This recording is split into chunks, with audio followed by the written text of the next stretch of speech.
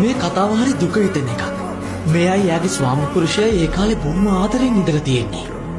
මේ දෙන්න ලූපෝ මාලිකාවේ ජීවත් වෙලා ඉන්න කාලේ ඒ දෙන්නට දරුවෙකුත් හම්බුණා. අවාසනාවන්ත සිදුවීම් පටන් ගත්තේ ඊට පස්සේ. එක රාත්‍රියක ගින්නක් හටගෙන ඒ දෙන්නම මිය ගිහිල්ලා. ඒ පුරාවෘත්තය වැරදි.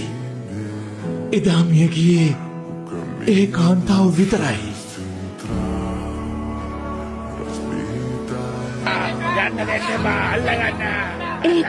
ගිහින් හැංගෙන්න. මම මේ ගැන බලා ගන්නම්. යන්නත් දෙනවා. මාර්තා! ඒගොල්ලෝ තමයි සැබෑම රාක්ෂය.